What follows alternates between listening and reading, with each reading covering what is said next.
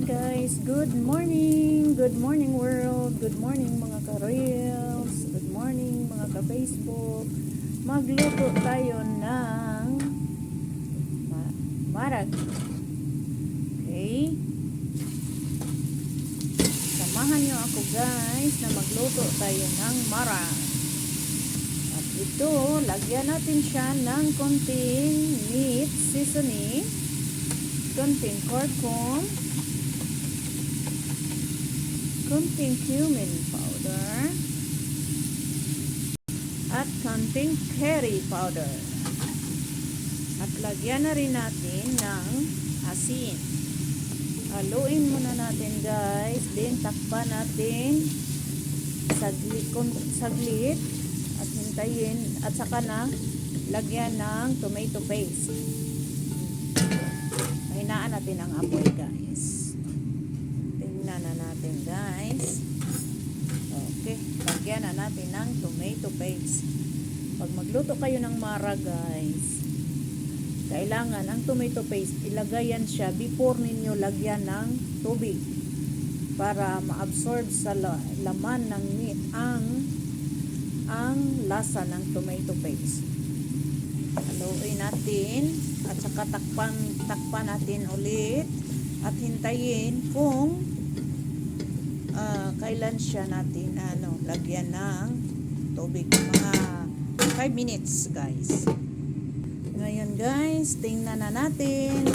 So mabango na siya, na-absorb na ang bango at ang lasa ng tomato paste sa laham, sa meat.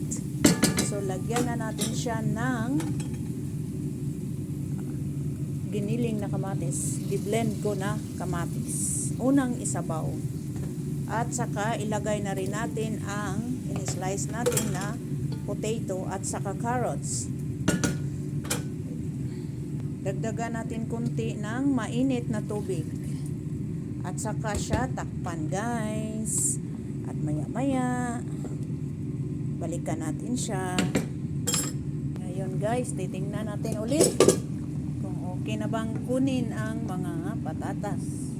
Okay na to guys. Blend na natin ang patatas. So hito na guys ang patatas at carrots at i-blend natin to siya.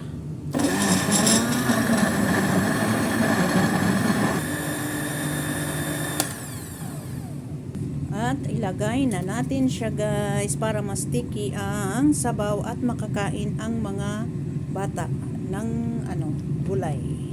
Hugasan natin ng mainit na to, saka idagdag. Habang then takpan natin to siya guys. Hihintayin natin siya hanggat makunti na lang ang sabaw at lalambot ang meat at luto na yan. May timpla na to siya guys, yung kanina nilagay ko asin. Hindi ako gumagamit ng iba-ibang mga pangpalasa. Asin lang at saka yung mga pangsagol nila. At ilagay ko na to. Pilpil, hintayin siya. Takpan natin, hintayin siya hanggang lalambot ang karne at luto na yan. Habang magkakape ako at nagprepare ako ng lulutuin ko for myself. Ito ang lutuin ko mamaya for myself. Mag-adobo ako ng sheep meat. Okay guys. Thank you for watching. Bye-bye for now. And samahan niyo ako mamayang kakain. Thank you. God bless us all.